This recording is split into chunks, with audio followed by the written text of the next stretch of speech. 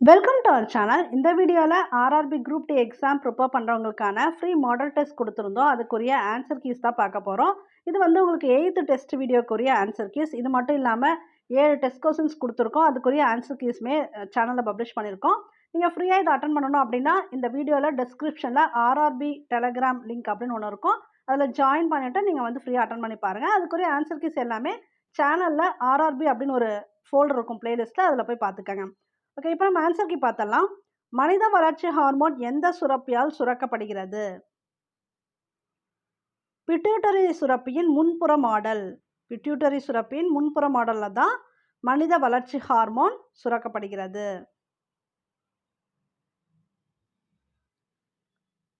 ஒரு பெடாஃபைட் என்பது 1024 டிபி.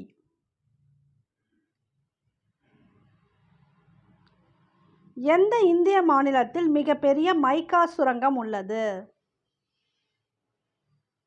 ஆந்திர பிரதேசம். மைக்கா சுரங்கம், பெரிய மைக்கா சுரங்கம் எங்க இருக்குன்னு பார்த்தீங்கன்னா ஆந்திர பிரதேசம். அரசியலமைப்பின் எந்த சட்டப்பிரிவின் கீழ் இந்திய உச்சநீதிமன்றம் அடிப்படை உரிமைகளை அமல்படுத்துவதற்காக ஆணையிடலாம்? சட்டப்பிரிவு 32 படி.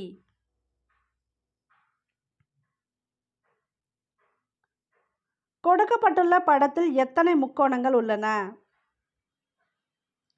இதில் மொத்தம் 9 முக்கோணங்கள் இருக்கு. பார்த்துக்கங்க எப்படி வருதுன்னு. இப்படி ஒரு முக்கோணம் வருது இல்லையா? 1 2 தென் 3 4 5 6. அதுக்கப்புறம் இப்படி வருது பாருங்க 7. அப்புறம் செங்கோண முக்கோணம் இது 1 8. இந்த சைடு 1. மொத்தம் 9 முக்கோணங்கள். பின்வருவனவற்றில் எது கிரேட் லிவிங் சோழ கோவில்களில் ஒன்றல்ல? கம்பஹரேஸ்வரர் கோவில் தான், சோழ கோவில்களில் கிடையாது. மற்றதெல்லாம் உண்டு. கங்கை கொண்ட சோழபுரம், பிரகதீஸ்வரர் ஆலயம், ஐராவதேஸ்வரர் ஆலயம், இதெல்லாம் சோழர்களோட பெருமைக்குரிய கோவில்கள். கொடுக்கப்பட்ட அறிக்கையும் முடிவுகளையும் கவனமாக படிக்கவும். மேலும் எந்த முடிவுகள் அறிக்கையை தர்க்க ரீதியாக பின்பற்றுகிறது? தீர்மானிக்கவும். அறிக்கை என்னன்னா, சுற்றுச்சூழலை மாசுபடுத்தும் பொருட்களில் ஒன்று பிளாஸ்டிக் மட்டுமே. முடிவுகள்: பிளாஸ்டிக் பயன்பாட்டை கட்டுப்படுத்த வேண்டாம். பிளாஸ்டிக் மீது முழுமையான தடை விதிக்கவும். இதில் என்னன்னா, முடிவு 1 அல்லது 2 என எதுவுமே பெறவில்லை. எதுவுமே பின்பற்றவில்லை. ஏன்னா இது தனியாக இருக்கு, இந்த கான்செப்ட் எல்லாம் தனியாக இருக்கு. பின்வரும் தொகுப்புகளுக்கு இடையிலான உறவை சிறப்பாக குறிக்கும் வெண் வரைபடத்தை தேர்ந்தெடுக்கவும். மொபைல் ஃபோன், இணையம், வலையஞ்சல். இதுதான் சரியான விடை. ஏன்னா மொபைல் ஃபோன்லேயே உங்களுக்கு என்னெல்லாம் கிடைச்சிரும், இணையம், வலையஞ்சல் எல்லாமே நம்ம மொபைல் ஃபோனில் யூஸ் பண்ணிக்கலாம். அதனால் இந்த பிக்சர் தான் கரெக்டு. இப்படி எல்லாம் ஒன்றுக்குள்ள ஒன்று மிக்சடு. நான் ஆன்சர் கீ சொன்னதுனால தான் ஃபாஸ்ட்டாக போகிறேன். நீங்கள் டெஸ்ட் அட்டன் பண்ணிட்டு வந்து ஆன்சர் கீஸ் பார்த்துக்காங்க. இரண்டாவது சொல் முதல் சொல்லுடன் கொண்டுள்ள தொடர்பை போலவே மூன்றாவது சொல்லுடன் தொடர்புடைய விருப்பத் தேர்வை தேர்ந்தெடுக்கவும். Shoe, rack, book, shelf. ரேக்கில் தான் ஷூ வைப்பாங்க, அப்போ செல்ஃபில் தான் புக் அடிக்க வைப்பாங்க.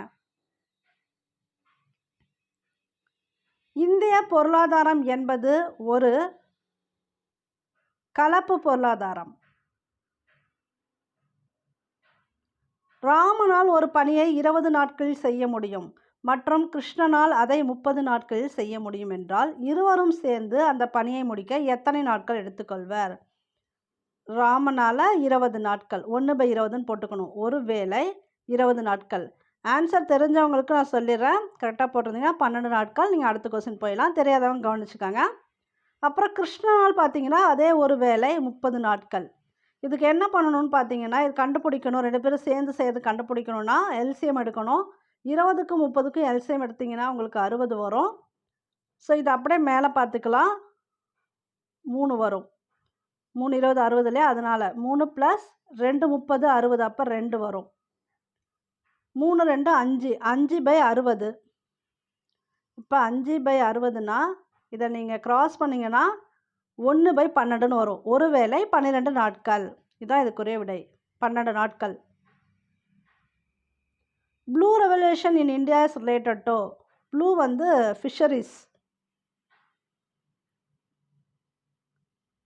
பின்வரும் தொடரில் கேள்விக்குறிக்கு மாற்றாக பொருத்தக்கூடிய எண்ணை கொடுக்கப்பட்டுள்ள விருப்ப தேர்வுகளிலிருந்து தேர்ந்தெடுக்கவும்.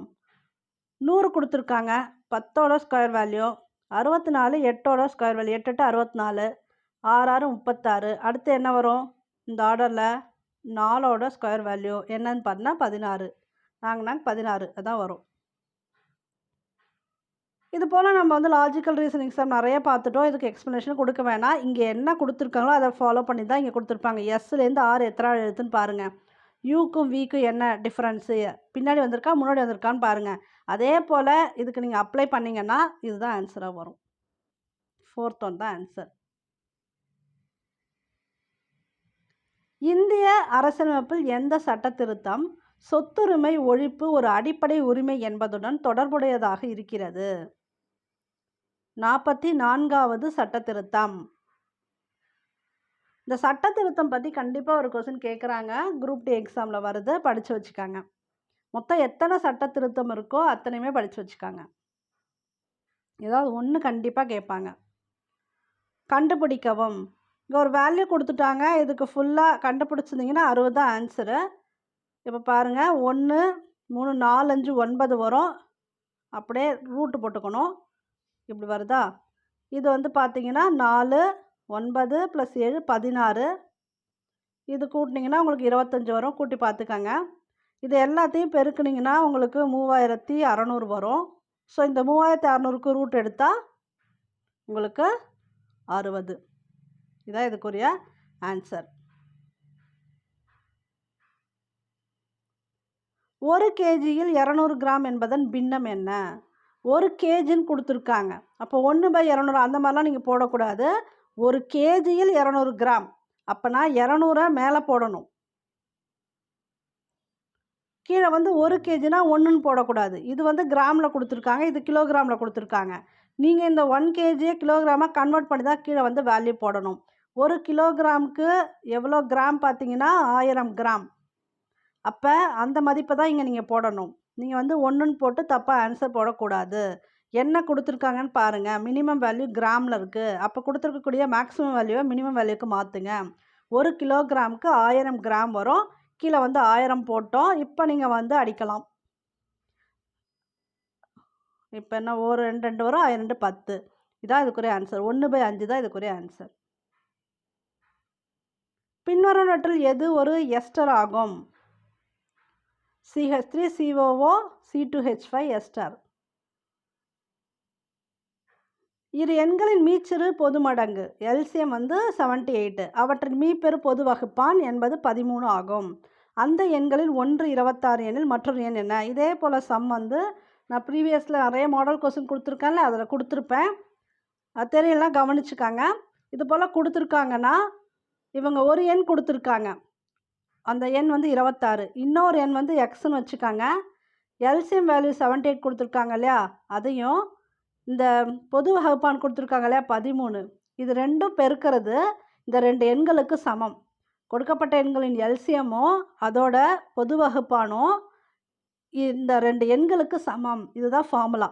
சரிங்களா? ஒரு எண் கொடுத்துட்டாங்க, இன்னொரு எண் எக்ஸ்ன்னு வச்சுக்கிறோம். அப்போ இதை எக்ஸ் தான் நம்ம கண்டுபிடிக்க போகிறோம். இந்த 26 அப்படியே அடிச்சுட்டு கீழே கொண்டு வந்துடுங்க. எக்ஸ் வேல்யூ கண்டுபிடிக்க 2 13 26 ஆகுமா? இதை அடிக்கலாம். 3 2 6, மீதி 1 வரும். 9 2 18. அப்போ 39. இது போல் சம் வந்து ஒரு 2 3 தடவை கேட்டிருக்காங்க பழைய கொஸ்டின் பேப்பரில். இது போல் தெரிஞ்சு வச்சுக்காங்க. 39 தான் இதுக்கு ஆன்சர். நம் உடலில் உள்ள புரதத்தின் குறைபாட்டால் எந்த நோய் ஏற்படுகிறது? குவாஷியார்கர். புரத குறைபாடு குவாஷியார்கர். இந்த ஸ்கர்வி, ரிக்கட்ஸ், பெரிபரிலாம் விட்டமின் குறைபாடு. விட்டமின் சி வந்து ஸ்கர்வி, பெரிபரிக்கு பி வரும், விட்டமின் டி வந்து ரிக்கட்ஸ் வரும். பின்வருவனற்றுள் அரை உயர்வேக ரயில் எது? அது ட்ரெயின் 18 என்றும் அறியப்படுகிறது.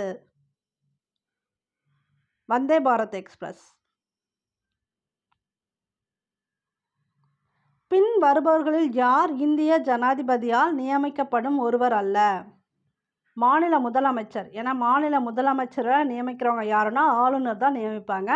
மற்ற எல்லாருமே பார்த்தீங்கன்னா இந்திய ஜனாதிபதியால் நியமிக்கப்படுபவர்கள். உயர்நீதிமன்ற நீதிபதிகள், இந்தியாவின் தலைமை நீதிபதி, மாநில ஆளுநர் இவங்க எல்லாரையுமே நியமிக்கிறவங்க யாருன்னா இந்திய ஜனாதிபதி. ஆனா மாநில முதலமைச்சரை நியமிக்கிறவங்க யாருன்னா ஆளுநர். பின்வரும் தனிமங்களில் அறை வெப்பநிலையில் உள்ள ஒரு திரவம் எது? மெர்க்குரி. இங்கே ஒரு வேல்யூ கொடுத்துருக்காங்கல்ல, இந்த மாதிரி பின்ன மதிப்பு கொடுத்து இதுக்கு எல்சிஎம் கண்டுபிடிக்க அப்படி சொல்லிட்டாங்க அப்படின்னா இது ரொம்ப ஈஸி தான். மேலே இருக்கக்கூடிய வேல்யூலாம் இருக்கு இல்லையா, இப்போ 2/3, 4/9, 8/15 கொடுத்துருக்காங்க இல்லையா, மேலே இருக்கிறதுக்கு எல்லாத்துக்கும் நீங்கள் எல்சிஎம் எடுக்கணும். சரிங்களா? கீழே இருக்கிறதுக்கெல்லாம் அந்த மீப்பெரு பொது மடங்கு எதுன்னு பார்க்கணும். இப்போ மேலே இருக்கிறதுக்கெல்லாம் முதல்ல எல்சிஎம் எடுத்துடலாம். எல்சிஎம் எடுக்கிறதுக்கு 2 போட்டுக்கலாம். 2 4, 4 2 8, 2 10. அதுக்கப்புறமா 2ஆல் வகுக்கலாம். 1, 1 2, 2 2 4, 5 அப்படியே தான் வரும். இப்படியே இதை பெருக்கிக்கங்க. 2 4, 4 2 8, 8 5 40. மேலே இருக்க வேல்யூ 40 கண்டுபிடிச்சிட்டோம். இங்கே மேலே வேல்யூ 1 தான் இருக்குது, 40 தான் இருக்குது. பட் கீழே எப்படி வரும் அப்படிங்கிறத சொல்லி ஆன்சர் 40/3 தான். தெரிஞ்சவங்க அடுத்ததுக்கு போயிங்க, தெரியாதவங்க கவனிங்க. இந்த கீழே இருக்க வேல்யூ இருக்கு இல்லையா, இந்த 3, 9, 15, 21 இது ஒவ்வொன்றுத்துக்குமே வந்து இதுங்களுக்கு காமனான மீப்பெரு பொது மடங்கு எதுன்னு பார்க்கணும். இப்போ 3க்கு எது வரும் மடங்கு? 3 மட்டும்தான். இதை வச்சா ஆக்சுவலாக இப்போ நீங்கள் ஆன்சர் கண்டுபிடிச்சிடலாம். என்னென்னா இந்த ஒரு சிங்கிள் நம்பர் தான் கொடுத்துருக்காங்க, அதோட மடங்கு 3 தான் அப்படின்னா கண்டிப்பாக 3 தான் வரும். இல்லைனாலும் நீங்கள் போட்டு பார்த்துக்கலாம். 9க்கு போட்டிங்கன்னா 3 3 9 வருமா, இங்கேயும் 3 2 3 வருது. ஓகே, 15லேயும் 3 போடலாம். 5 3 15. இதுக்கப்புறம் இதை எடுக்க முடியாது. 21 பாருங்கள், 3 7 3 21. எல்லாத்துலேயும் காமனாக எந்த நம்பர் வந்திருக்கு? இங்கேயும் 3 வந்திருக்கு, இங்கேயும் 3, இங்கேயும் 3, இங்கேயும் 3. அப்போ அதோட பொது மடங்கு என்ன? 3. ஆனால் இங்கே சிங்கிள் நம்பர் 3 வந்தப்பே இந்த ஆன்சர் டக்குன்னு கண்டுபிடிச்சிருக்கலாம். அப்படி இல்லை நீங்கள் போட்டு பார்த்துக்கு தெளிவாக வர்றதுனால இதான் ஆன்சர். 40/3 தான் ஆன்சர் இந்த கொஸ்டினுக்கு. இது போல் வந்துச்சுன்னா இதே மாதிரி போட்டுக்கோங்க. மேலே எல்சிஎம் எடுத்துருங்க, கீழே மீப்பெரு பொது மடங்கு கண்டுபிடிச்சிட்டிங்கன்னா ஆன்சர் கரெக்டு. பின்வருவனற்றில் சர்வதேச தொழிலாளர் உரிமைகளை ஊக்குவிக்கும் ஐநாவின் நிறுவனம் எது? ILO. ஓகே, இந்த 25 கொஸ்டின்ஸ்க்கு நீங்கள் எவ்வளோ மார்க்ஸ் எடுத்திருக்கீங்க அப்படிங்கிறத மறக்காமல் கமெண்ட் பாக்ஸில் போட்டுருங்க. தொடர்ந்து வந்து வீடியோஸ் பாருங்கள், உங்களுக்கு ரொம்ப யூஸ்ஃபுல்லாக இருக்கும். இந்த வீடியோ பிடிச்சிருந்தால் லைக் பண்ணுங்கள், ஷேர் பண்ணுங்கள், கமெண்ட் பண்ணுங்கள். தேங்க்யூ ஃபார் வாட்சிங்.